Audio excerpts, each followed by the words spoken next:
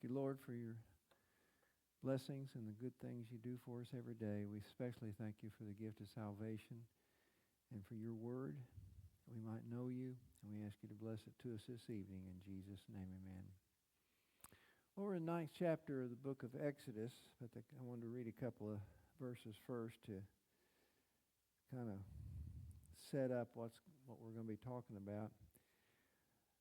As we read the story of what's going on in Egypt and Moses going back there and God performing these miracles, we tend to get the idea that poor little Israel, they've been treated so badly and they're such good people, and God's going to bring them out because they're such good people and that's not the case at all. And I just want to read a couple of verses here, and this is in Joshua. In Joshua, this is the end of the book, last chapter in the book of Joshua 24, and he's been dealing with these people, and supposedly these are the good ones. They called out the bad ones, and now they've got these good ones in there. And but listen to what he says to them. Verse 14, now fear the Lord and serve him with all faithfulness. Throw away the gods your forefathers worshipped beyond the river and in Egypt, and serve the Lord. So what he's telling us is that you people, you still got these gods that you had in Egypt. And you were serving these gods in Egypt. And you need to get rid of them and serve the Lord. And that's when the famous verse that he said that as for me and my house, we're going to serve the Lord. And then over in Ezekiel chapter 20, starting with verse 5, he says, and say to them, this is what the sovereign Lord says. On the day I chose Israel, I swore with uplifted hand to the descendants of the house of Jacob and revealed myself to them in Egypt. With uplifted hand I said to them, I am the Lord your God. On that day I swore to them that I would bring them out of Egypt into a land I had searched out for them, a land flowing with milk and honey, the most beautiful of all lands. And I said to them, each of you get rid of the vile images you have set your eyes on, and do not defile yourself with the idols of Egypt. I am the Lord your God. So that's a couple of illustrations where we see that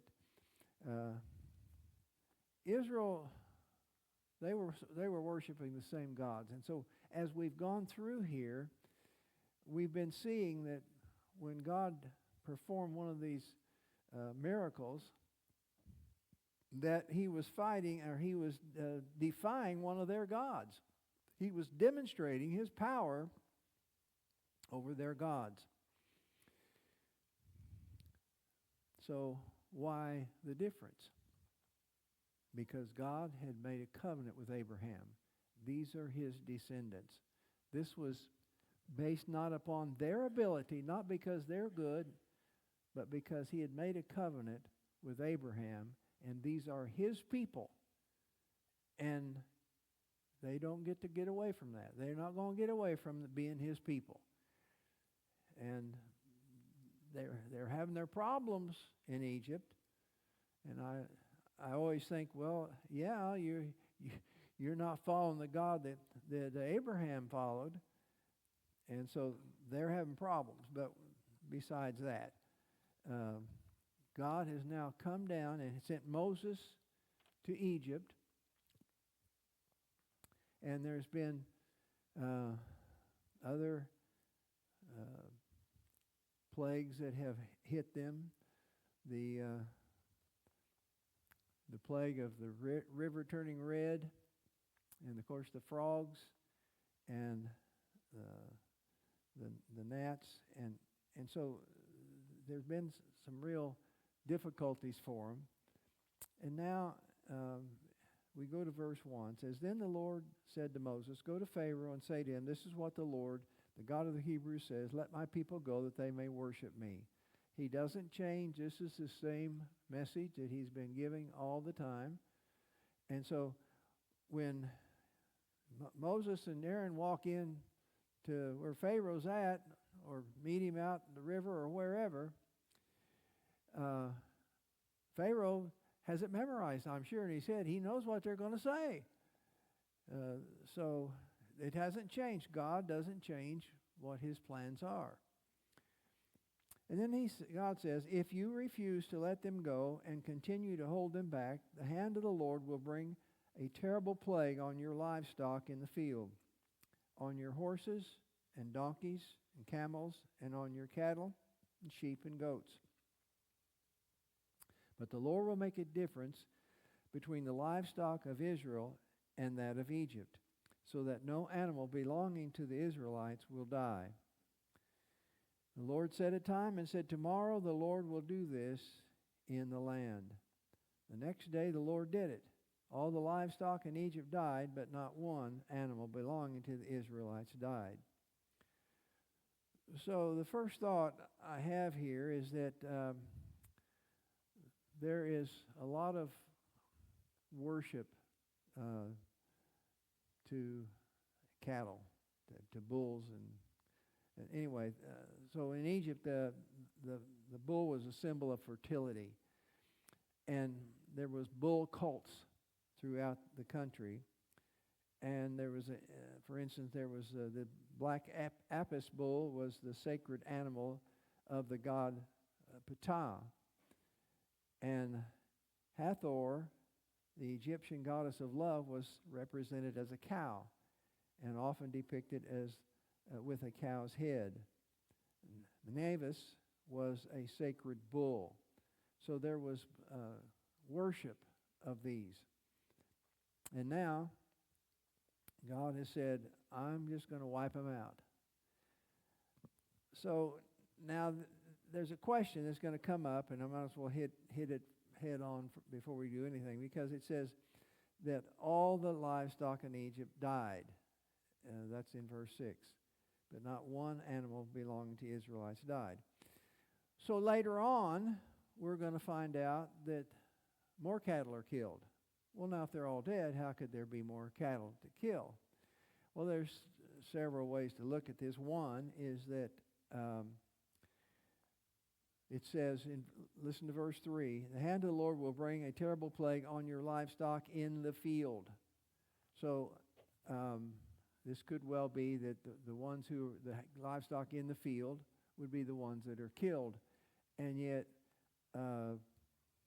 what happened was that there would be other cattle that weren't in the field. So it says that would be one way, that there's other animals. Another is that when it says all animals, it could be all kinds of animals, which means that there was camels and horses and goats and sheep and cattle, and so that most of them died, and that would cover all the different kinds of animals there were. And then another thing is that it could be just that's a generalization, that they were all killed, but then that means like most all of them were killed. But to me, the easy answer is that we don't know how long there was between plagues, and this is a big time country, and they just got some more animals. They went out and bought some more, and they made arrangements to bring some more in, or they could even got them from Goshen. They could have got them from the Israelites. But so the idea that this is shows that the Bible isn't right. Don't worry about it. There's plenty of reasons why that this could happen this way. So we go on, verse 7. It says, Pharaoh sent men to investigate and found that not even one of the animals in the Israelites had died. Yet his heart was unyielding, and he would not let the people go. So I'm sure that there were people who had let Pharaoh know, we heard from Joe Simpson over here that he'd been over there and saw that those Israelite animals were all alive. And so there were reports that way, but he He wanted to know for sure for himself, could this really happen? Because, if they're all going to die, why didn't the Israelites die? But one thing we have to understand, God had told him, I'm going to make a difference between your cattle and Israel's cattle. And I'm going to take care of Israel. So he sent people to investigate. One thing also we have to remember when we think about the cattle dying, because that is a resource for the country, and it is does hurt the country. But also understand that God placed man in charge of the creation, and God did that with Adam. He placed Adam in charge of the creation, and so mankind rebelled against God's leadership, and so now the consequences of that is really on those in control, but they're in control of the creation. So the creation is going to suffer because those in charge have rebelled against God. So judgment isn't confined to just mankind alone. And so we see this in Romans 8, starting in verse 19. It says, the creation waits in eager expectation for the sons of God to be revealed. For the creation was subjected to frustration, not by its own choice, but by the will of the one who subjected it, in hope that the creation itself will be liberated from its bondage to decay and brought into glorious freedom of the children of God. We know that the whole creation has been groaning as in the pains of childbirth right up to the present time. So these are illustrations that as mankind suffers, so does creation suffer. So there was we're talking about the different gods, and so there was this lion-headed goddess of plagues, Skekhem, and they're responsible for the epidemics, and also capable of those who were afflicted, and as also capable of healing those who were affected by them. So this supposed God couldn't defeat what God was doing. So verse 8, then the Lord said to Moses and Aaron, take handfuls of soot from the furnace and have Moses toss it into the air and in the presence of Pharaoh. It will become fine dust over the whole land of Egypt, and festering boils will break out on men and animals throughout the land. So they took soot from the furnace and stood before Pharaoh. Moses tossed it into the air, and festering boils broke out on men and animals. The magicians could not stand before Moses because of the boils that were on them and on all the Egyptians. So this is the first time that a plague has been directed to have a physical impact on the Egyptians. The others were more economic, and this one is physical. They're feeling this. And so they were feeling some pain. And it wasn't deadly, mostly, I'm sure, but it did cause Pharaoh's magicians some pretty great problems. They were really hurting. And this is their last appearance in the story. We don't see them coming out anymore. They are going to slink away and hide. So, and also, we want to understand that though Goshen wasn't mentioned, God had already said, I'm separating out my people, and we're not going to hurt them like we're going to hurt you. So though it didn't say that they weren't bothered by the boils, I'm sure they weren't, because God had already said he was going to separate them differently. So the magicians were not able to ward off the effects, and of course they were never able to do anything of benefit. They couldn't help any situation. And yet supposedly there were the gods that they served were supposed to be able to take care of this. So where were these gods of healing that could take care of them? And so these supposedly wise and educated Egyptian magicians, their knowledge was just made fun of. It was mocked because they couldn't do anything about this. And here they're afflicted just like everybody else. Verse 12, but the Lord hardened Pharaoh's heart, and he would not listen to Moses and Aaron, just as the Lord had said to Moses. Now, the Lord had said in chapter 4 that he was going to harden Pharaoh's heart. He told Moses this right up front. However, this is the first time that it's been recorded as happening. So this now is a judgment that has come upon Pharaoh because he's ignored repeated warnings. He's had warning after warning after warning, and he refused to acknowledge what the signs that God was showing him, and he was always going back on his word. So now he's deprived of the ability. God is now in charge, and he's deprived him of the ability to not be hardened.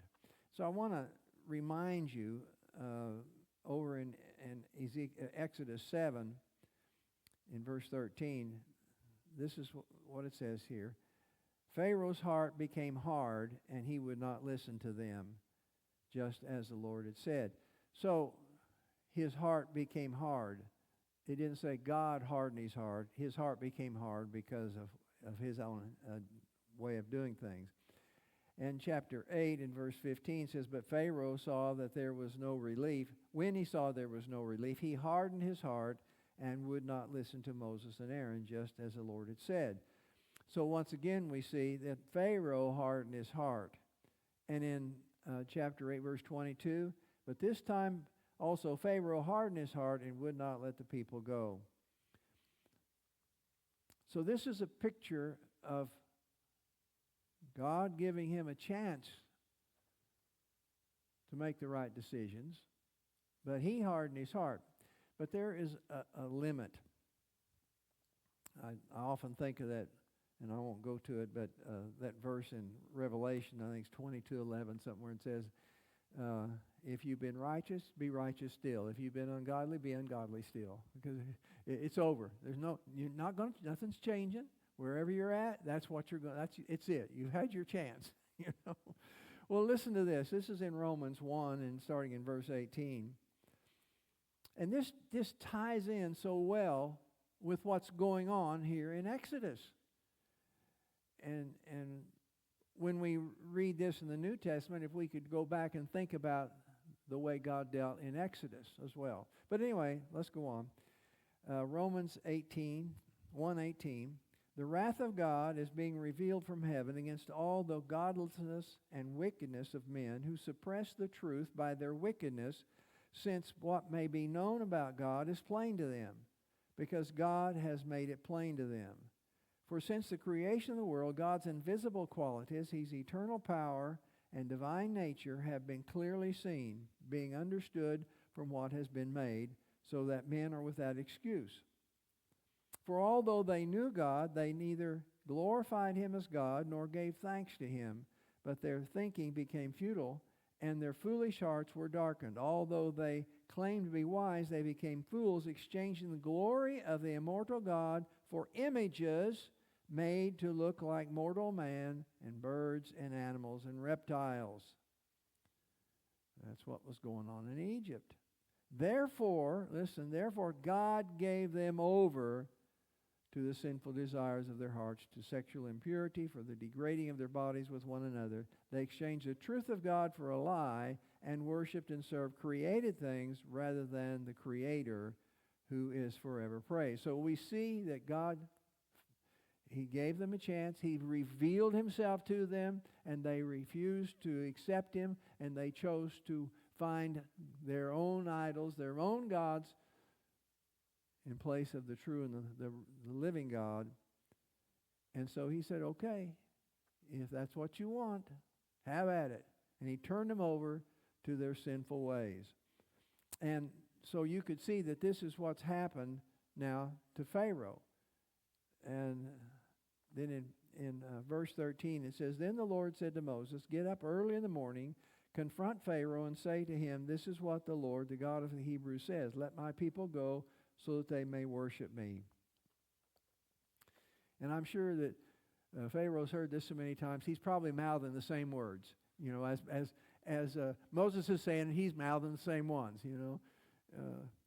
So it says in verse 14, he says, I want them to worship me. And then it says, Or this time I will send the full force of my plagues against you and against your officials and your people, so you may know that there is no one like me in all the earth. The purpose of the plagues was to bring to Pharaoh. The purpose of the plagues was being brought to Pharaoh, and Egypt as a whole, to recognize the Lord as a supreme creator. That your people, let me go back and read this. For this time I'm sending my full force of my plagues against you and your officials, so that you may know that there is no one like me on all the earth. And this is an important thing to be able to look at as we see this. And he has demonstrated this in what's going on so far. But now he's saying it's time to get real with what's going on here. I want you to understand that there's no one like me in all the earth. Now you piddle around here in Egypt and you do your little things, but I'm in charge of everything. And I want you to understand that. I'm in charge of everything. I am God. And this little stuff you're doing here in Egypt is just piddly little stuff. And I'm the big boss. So he wanted them to know, he wanted Pharaoh to know that he is in charge. And he has an unlimited domain, and Egypt is just a little drop in the bucket to what God is dealing with. And he says, and besides Egypt, he's in charge of everything everywhere. So he wanted the Egypt to know that he said that I am the Lord. He said that in chapter 7. And by emphasizing the implications in all the earth. So this is the Lord is sovereign in all the earth. And so the Egyptians attributed what they had seen as far as how things were operated in the world was these other gods. But the Lord clearly indicates his realm without limits in any way. So these other gods, they were over just a little piece. The bull god was over the cattle. And then they had a god over the boils, I guess, and they had a god over the river, and it was just ridiculous. So his realm was without limits, and that included Pharaoh, who considered himself as being the power in Egypt. So his defiance really showed that he had the same mindset as was what was going on in the fall when Adam and Eve sinned. And Satan had proposed to Adam and Eve that they act so as to show that they were autonomous, free from God's control. You don't have to listen to God. You'll be like God. That was the message. And this is the same message that Pharaoh had. He had the same guy was telling him the same story, you know. And so he had brought this terrible mistake in making the claim for himself. And that was a horrible mistake that Adam and Eve had made. So though the plagues had terrible consequences, they were principally acts of mercy. And you think, well, how's that?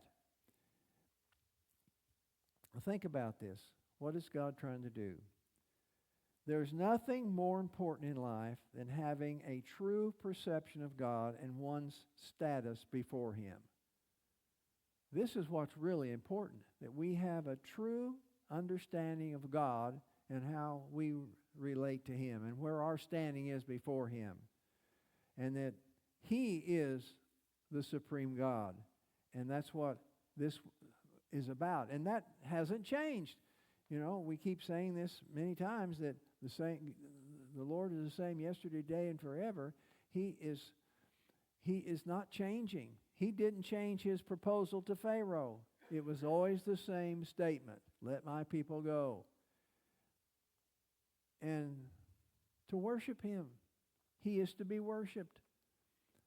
And the power that God is showing demonstrates that He ought to be worshiped. Verse 15, for by now I could have stretched out my hand and struck you and your people with a plague that would have wiped you off the earth. So He's telling them, I have all this power, and I've been playing games with you, Pharaoh, and your people, but it's nothing hard for me to deal with this, because if I really decided to get rid of you, I'd just do it. But what I'm going to do is I'm working with you, and I'm giving you the opportunity to cooperate with me. Just you have the opportunity to cooperate with me. But He says this: but I have raised you up for this very purpose, that I might show you my power, and that my name might be proclaimed in all the earth. So, if Moses had gone to Pharaoh, and Moses had said, God said to let my people go, and Pharaoh said, well, sure, that's fine, go ahead. Well, what would that have proven? That Pharaoh was a good guy. That was about it. But what God is doing here is demonstrating the reality of the way life really is, the way people really are, the way Satan really is. Satan is really at work in this world, and he doesn't quit. He has an end day, but until that time comes, he's not quitting. So he allows Pharaoh to do what he's going to do. But in the meantime, he's going to show his power, that whatever Pharaoh is hanging on to as his authority and his position of authority and his own power and his backup gods, that he's nothing. He's demonstrating His great power. And that hasn't changed. That's the same today. God is going to demonstrate His power in our own life, in the lives of the people of our nation and the world, that He is in charge. And He's going to handle things. God's in charge. And Sandy and I don't watch the news much anymore. We're kind of burned out on the news. But she'll say to me, "Oh, I don't know. You see what they're doing here? This is crazy." Why? And I say, "Remember?" And she says, "Oh yeah, God's in charge." So she always catches herself, and I don't have to say anything. Pretty soon she'll stop and say, "Oh yeah, God's in charge," and that's a wonderful place to be, to know that God's in charge. So, but God has two things we need to think about when it comes to the purpose for dealing with Pharaoh like this. First of all, he wants Pharaoh to see his power. He wants Pharaoh to see. Now, Pharaoh claims to be the big power of Egypt, but he wants Pharaoh to see that he isn't the big power of Egypt, that God is. So he'll repeat this lesson to Pharaoh himself until he could grasp it, until he could be in what is involved in dealing with God. So he just having to see this over and over and over again, this power of God. And so the second aspect is that it's a worldwide scope. God is not a local God. He is not the God of Egypt. His realm is the whole world. In fact, the whole universe as far as that goes. Consequently, all that exists should be oriented toward the obedience of God and recognize Him and doing what He wants us to do. So his purpose is towards a universal end that God is working. He's got things worked out all the way to the end. He's gonna demonstrate His power. Verse 17, you still set yourself against my people and will not let them go. Therefore, at this time tomorrow, I will send the worst hailstorm that has ever fallen on Egypt. From that day, it was founded until now. Give an order now to bring your livestock and everything you have in the field to a place of shelter, because the hail will fall on every man and animal that has not been brought in and is still out in the field, and they will die. Now, something new has been added to this plague. So he's giving a warning. Now, he has given warnings before saying if you don't let people go, this will happen. But now, this is a little different because he's telling Pharaoh, now you let people know that I'm going to bring this storm and this hail, and that they should get their cattle and their slaves inside, under shelter, and they'll be safe. That was the warning given. I don't know that Pharaoh gave that order, but there's many people that heard it. I think there was people around him that were there, and Pharaoh heard it, and he probably walked off, But those other people started announcing, hey, you guys, you guys got to get your people in if you want to live. So the plague exposed the ineffectiveness of these Egyptian deities of the heaven, such as this god Nut. It's funny, that's the name of a god, Nut. He's a nut, this god of heaven and the sky. He's a sky goddess.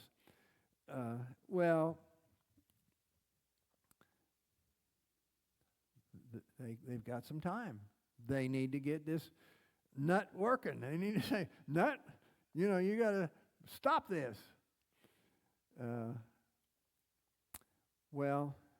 This was also, in effect, a call to act in faith. These people that heard this had seen enough to believe, many of them, to believe that I think what he's saying is going to happen. I believe what he said is probably going to happen. It's every time he says something, it happened. So anyway, it's verse 20. Those officials of Pharaoh who feared the word of the Lord hurried to bring their slaves and their livestock inside. Now, it didn't say they feared the Lord. It said they feared the word of the Lord. In other words, they heard what he said, and they believed that he meant business. Now, that doesn't mean that they're submitting to God. They're going to be, followers of the Lord. That doesn't mean that. They just mean that they understand that he means business. James says that just believing in God doesn't make you a Christian. He said the demons believe in God, but they don't submit to him. And you know, when Jesus, he went to deal with the maniac of Gadara, and there were these demons, and they were scared of Jesus. Well, don't deal with us before it's my time. We, send us into the pigs, And so they had to treat Jesus with respect because they knew he had power. They could do stuff. But they weren't there to start following his leadership. So these people, they respect what they have seen God do. And so they get spared because they brought their people in. Verse 21, but those who ignored the word of the Lord left their slaves and livestock in the field. And I think this is interesting. So like Pharaoh, like their leader, and they were copying him, they had hardened their hearts too. Because of their stubbornness, the information they had been given did not lead to appropriate action. So they hear these words, bring them in. Bring your livestock and your slaves in. Bring them in. Get them under shelter. And they were so hard-hearted that the information didn't lead to anywhere appropriate. Boy, do I see this in our country today. No information, nothing can change some of these politicians. They're so set on a certain way that their way has to be my way. End of story. We're not, and our way is to just fight everything. In this case, what Trump is doing. That's their plan. And it doesn't matter what the consequences are. It doesn't matter if their party falls apart. Nothing seems to matter at all. Their focus is in one way, and the information they get can be good information. It can tell them, we need to make some changes here and do some things that are helpful to the country or whatever. But they're so focused, and that's what I see here, that it's Satan. That's how Satan works. And we see it again, 3,500 years before us, this was going on, and it has been going on ever since. So we shouldn't be surprised. Then the Lord said to Moses, stretch out your hands toward the sky so that the hail will fall all over Egypt, on men and animals, and on every everything growing in the field of Egypt. When Moses stretched out his staff toward the sky, the Lord sent thunder and hail, and lightning flashed down to the ground, so the Lord rained hail on the land of Egypt. Hail fell and lightning struck back and forth. It was the worst storm in all the land of Egypt since it had become a nation. Throughout Egypt, hail struck everything in the fields, both men and animals. It beat down everything growing in the fields and stripped every tree. The only place it did not hail was in the land of Goshen, where the Israelites were. Then Pharaoh summons Moses and Aaron. This time I have sinned, he said to them. The Lord is in the right, and I and my people are in the wrong. Okay, he's going to get saved, right? Oh, yeah. Well, things are so out of control. He has nowhere to go. Pharaoh has nowhere to go except to Moses and Aaron. He knows that's his only effective way the situation can be handled. So he admits to some elemental culpability. Now he uses the word sin, but this word sin is a little bit strong, you might say. Really, it's more like missed the mark. I've missed the mark, or I went wrong on that. And basically what he's saying, I made a mistake. This, not I've sinned and I made a mistake. So that's he said, and he said, and I was wrong. Yeah, I'm wrong, and so it sounds great. So he admits he made a mistake, and it seemed like maybe he was truly repentant, but he wasn't. He said, he made this statement. He says, "This time," and that's interesting. Not on earlier occasions. He wasn't wrong on earlier occasions, you see. But this time I was wrong. So I think that's kind of interesting. So he's trying to show some semblance of dignity, even though he's, dealing with God, and he doesn't have any direction to go. So he basically admits that the Lord does exist, and that God was right on this occasion. And sometimes that's how we are, isn't it? Well, I guess God's right this time on this occasion. I pretty made pretty good decisions before, and I've had some problem, but I think God has probably let me know that this was not probably a good thing to do. But our heart may not be genuinely willing to submit to Him. So he's focused on, Pharaoh's focused on a specific thing. Hail. We got this hail going on. And it's still going on while he's talking to Moses. And that's what he's dealing with. So he's looking for a way to deal with this one problem. So, verse 28, pray to the Lord, for we have had enough thunder and hail. I will let you go. You don't have to stay any longer. Boy, this is great news. This is really great news. Moses replied, when I have gone out of the city, I will spread out my hands in prayer to the Lord. The thunder will stop, and there will be no more hail, so you may know that the earth is the Lord's. But I know that you and your officials still do not fear the Lord God. The flax and the barley were destroyed, since the barley had headed and the flax was in bloom.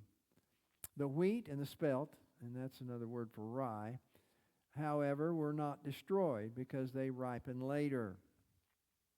Then Moses left Pharaoh and went out of the city. He spread his hands out toward the Lord.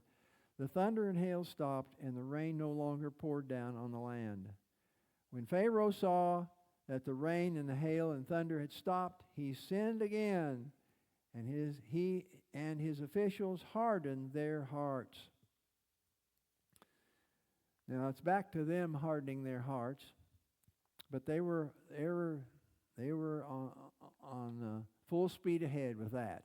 The hardening of the hearts was just a focus. What Pharaoh was looking for, and we see this in our own lives at times and in people's lives in general, that I have a problem. I need to get out of this difficulty. And when I get out of the difficulty, then I'm okay. And it's kind of like, he said that there was a guy that was an oil man. This is back when they had the oil boom. I don't know, 30 years ago. Mike, how long ago has it been? 30? 85?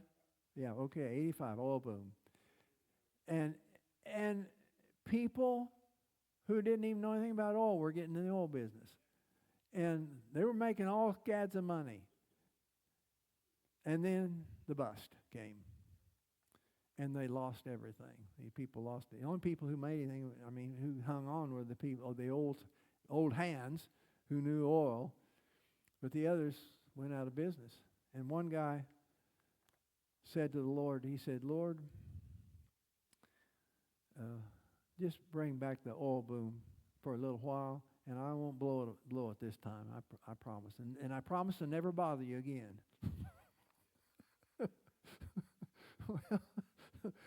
Well, that's Pharaoh, isn't it? I promise. Just let me get through this problem here, and I'll never bother you again. We won't. I don't need to. We're done. Anyway, so Pharaoh's heart was hard, and he would not let the Israelites go, just as the Lord said through Moses. Well, again, the big picture we see here is God's glory, His majesty over all the earth. He is not a God of a location. He is a God of the universe, and He has power over the universe. And there is no power in this world that can compete with Him. And we need to know that message today, just as Pharaoh needed it. And when you're on His side, it's glorious to know. And sometimes we look at our problems as being so big and powerful and big that we don't know what's going to happen. But we have to understand we've got this great God that is nothing any hard for Him. Not hard for Him to do what needs to be done. Our job is to trust Him and do what He. And there's a saying that I've used many times, and that is, our job is to do the next thing. We may not understand what's going on, and we may think this is going to happen. What are we supposed to do? The next thing that we're supposed to do. Get up, brush my teeth in the morning. Just the next thing. Whatever it is, we just do the next thing because God is in charge, and that's what we have to do. It doesn't have to be something spiritual. It doesn't have to be something religious. It's just do what we're supposed to do. That's the next thing. God's in charge, and He wants us to do the next thing. And He doesn't have to tell us because it's there to do. He's going to reveal this to Pharaoh, but he's mostly, I think that the big thing is that he's trying to show Israel His power as well. Well, we have more to find out about that as time goes on. Father, thank You for Your word. Thank You for giving us the love and care, though we don't deserve it, that You protected us and took us through difficult times, and You brought glory to You through us, and that's an amazing thing. And we're so thrilled to be involved in your business. And bless that Your word to us tonight, and in Jesus' name, amen.